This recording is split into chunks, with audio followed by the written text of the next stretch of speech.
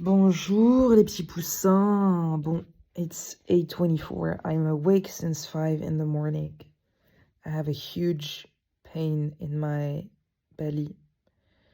The kind of pain that I'm not sure if it's a spasm or fucking what's it called?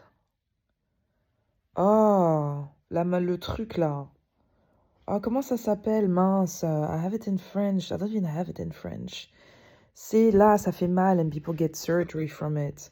Bon, anyways, either or, and it is very painful. It usually takes me about 5 to 10 minutes of intense pain. Like, I'm not gonna say a knife in my belly because I've never gotten a knife in my belly, but it's so sharp.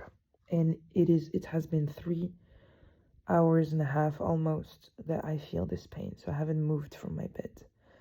Anyways, since I'm waiting for this pain to leave my body, I thought I would just share my reflections on Ramadan. Yesterday was Eid al-Fitr, and we celebrated the end of fasting. And I'm gonna be super honest. I only fasted for 14 days, after which my body was kaput. I have an autoimmune disease, and I'm not saying this to justify myself, absolutely not. But it's just to take you to through the process that happened in my head of feeling extremely guilty for the past week, being in Cagliari, of not doing Ramadan. And I felt super, super guilty because the first thing that came through my head was, you're not a good Muslim. For someone who hasn't fasted, who hasn't reconnected to their faith for 20 plus years, here's the chance that you gave yourself and you just blew it. And if I take you back to the 18th of February, I think I shared it in one of the first podcasts where I spoke about Ramadan. I swear to you, I woke up and the first thing I wanted to do was do Ramadan. This was the voice in my head. Do Ramadan, be connected to your people. And that was it. And I followed it. And the first few days I couldn't because I'm a woman and I had my period, so I was exempted. But I was so looking forward to coming back to Paris, to being with my mom, to doing it just again to reconnect to that side of me, to my cultural heritage, to Islam, to religion, and basically challenge everything. A few weeks prior to that, it's very chronologically not chronological, but a few weeks prior to the beginning of Ramadan, we celebrated my dad's first year of him passing away. And with that, I think I'm still digesting a lot of different things because I don't think I have allowed myself to properly grieve him and to properly realize that he's not here anymore. And there are a lot of stories in there. We're not going to go into details because that's not the point. But it stayed with me. And with Ramadan coming up, maybe less than a month later, this was what connected me to him. And this year, after 1 year, I wanted to be connected to him somehow. And in my head, it doesn't make any sense. From an outside perspective, it doesn't really make any sense because he's dead. He passed away, and I honestly don't really know my dad. I know that he was a physical figure in our house, but I don't remember that much. And sometimes it scares me because what if my brain has protected me for so long, and then at the age of like 50 or 60, I'm just gonna snap. I don't want this to happen. So I want to deal with these daddy stuff, daddy issues, and I just want to understand why I don't remember these things. So I'm honestly considering EMDR or any sort of methods that can help me just deal with it. Because I know there are a lot of things here that obviously have influenced my relationships with men, but also relationships with people in general and friendships and whatever. This is not the point of this podcast, but I'm saying this because I wanted to stay connected to him. Call me crazy, see it as this is fucked up, but that's where I am right now. And my only way of remembering him, maybe not connected, but remembering him and honoring him, is through Islam. This is the first thing that I really remember of him. He taught us everything we know with my brother about Islam, about religion, about the Quran, about reading the Quran, about praying. And we started, I think, very early fasting. I think at the age of 5 or 7. My mom said that to me not so long ago. I don't know if it's the proper way or not. But anyways, we were very much into, bathing into it. And I just remember that at some point I stopped because I challenged his views. And in a maybe Arabic family, you don't really question your parents' views, opinions. You just say Hadar because these are the elders and they know best, okay? But me being me, it's I've always been the annoying kid that always asks the question why. Pourquoi?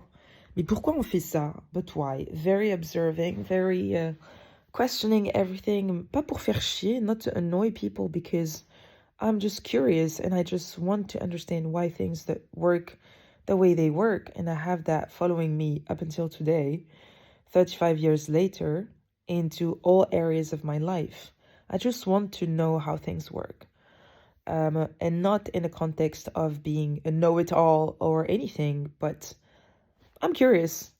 So at some point I stopped because I thought that this was very hypocritical from my dad on so many different levels. And again, I'm not going to go into this, but I started lying about praying, about doing Ramadan, especially when my parents were still together.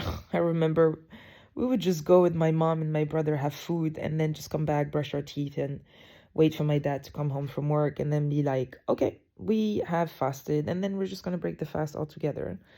I know it's haram, but we did the best with what we had when we were younger, and this was the context. And also, only God will judge me at the end of the day, so don't come at me in the comments or Instagram or anything. If anything, if you don't like where this is going or if you didn't like that part, please unsubscribe. It's completely fine. I'm not ashamed. And so coming back to the 18th of February and to this 2026, I just really wanted to remember my dad. But remembering my dad and the connection that we had started with this, but at the same time, I wanted to do it differently. I wanted to start fresh. I wanted to start again and study and understand for myself, ask questions. And obviously, when you grow, you have maybe a different perspective. The relationship that I have now with my mom is more open than before. So for me, fasting this year was not just about the fast, but about reconnecting again to my faith, to God, and my rebuilding my relationship with God, because I thought to myself, I haven't done anything for the past 20, 25 maybe plus years. I have no idea. I cannot even remember. But and so I moved on through life with that thought of, I know that God is here intellectually and from a brain perspective. I know it. It's a thought, it's a belief that has been ingrained in my brain, in my body, and I do believe in God. But I've never felt like I had a specific connection or a relationship with him. I feel like, if anything, I've had the relationship that my dad had with him, that he passed on to us, if that makes sense.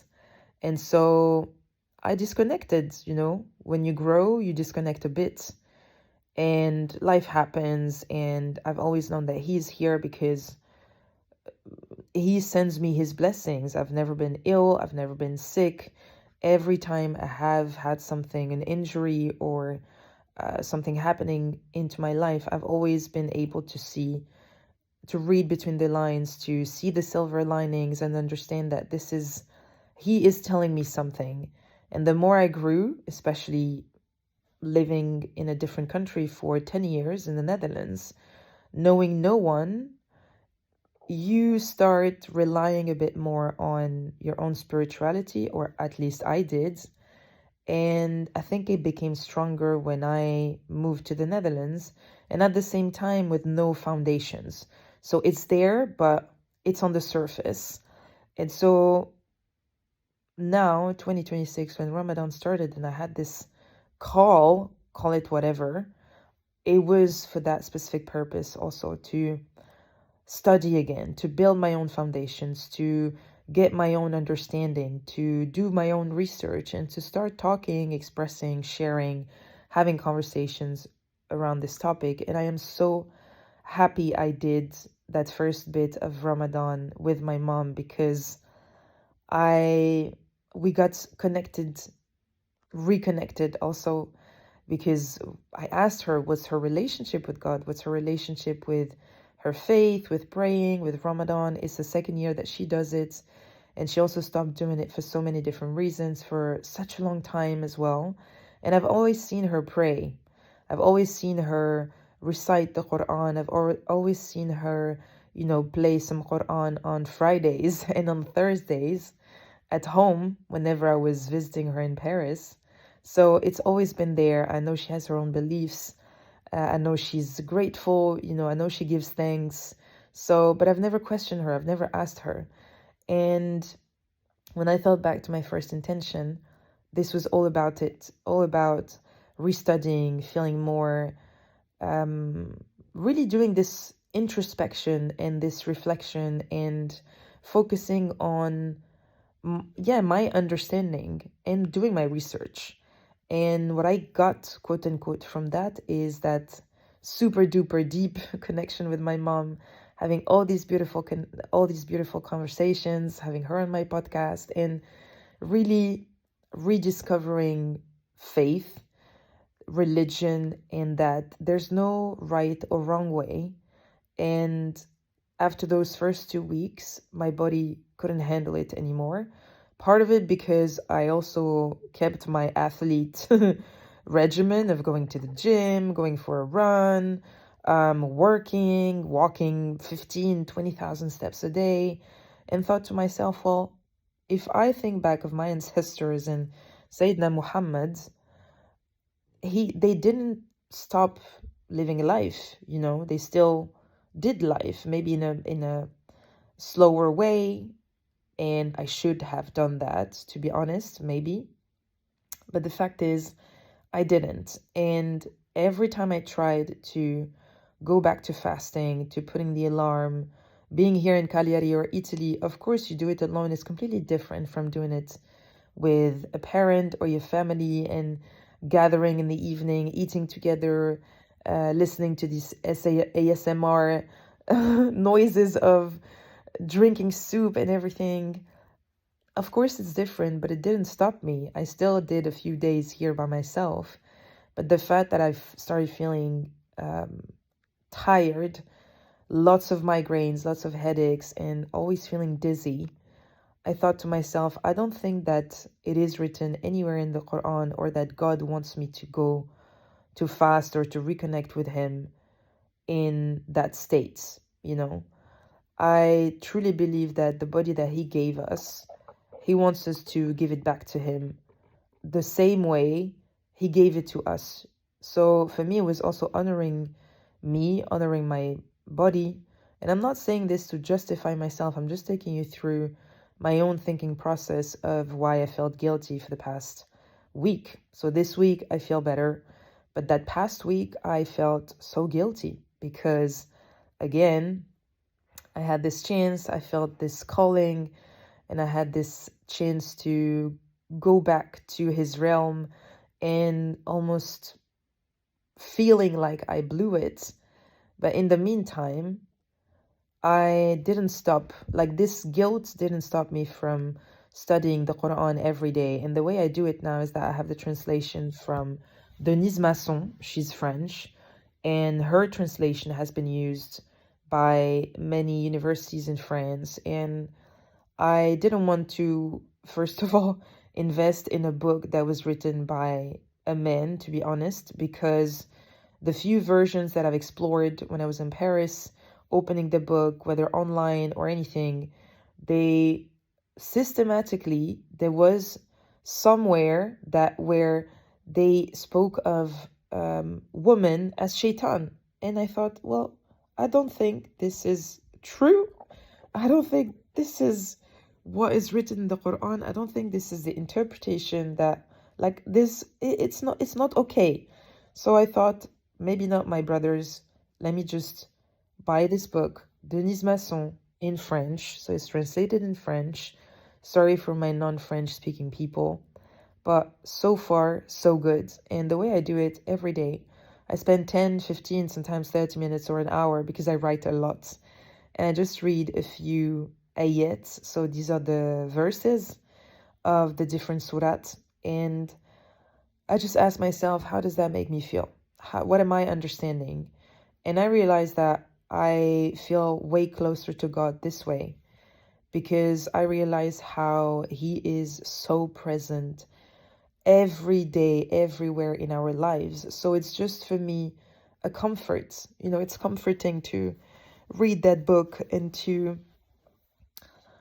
realize that everything has been already written and gathered, and just as a guideline, as a guideline book, as a book of guidelines, basically.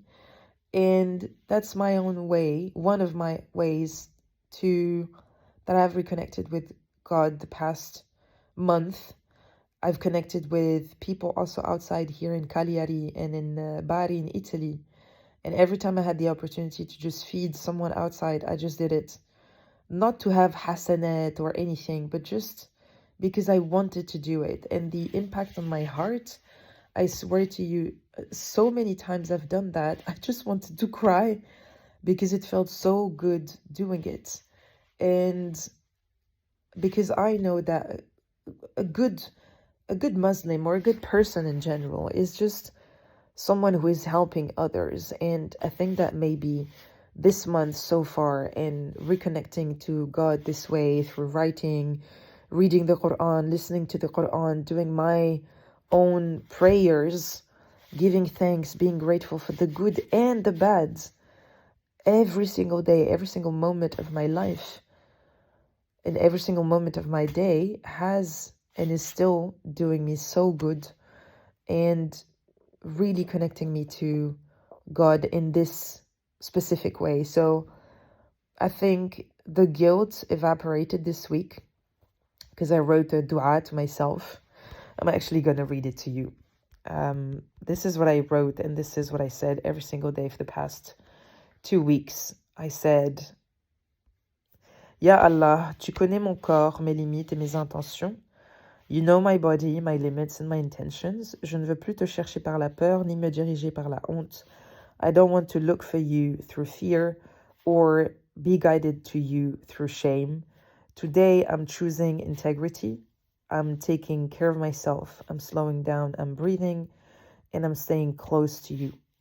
Open a door for me towards your presence. A surat, a dua, a good action, and really accept my baby steps, even when they are imperfect. Amin.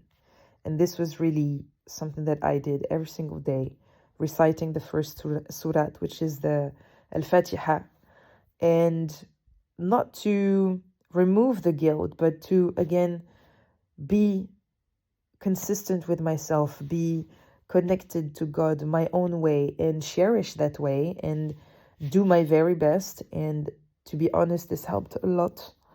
And I discovered that we all have a way to connect to Him, and that, again, there's no right or wrong way. So I think that what I'm trying to say through this already 19 minutes podcast, memo, voice notes from bed, feeling completely kaput and hammered, is that focus on your intentions. Focus on your intentions and on your heart, because He sees everything. He hears everything.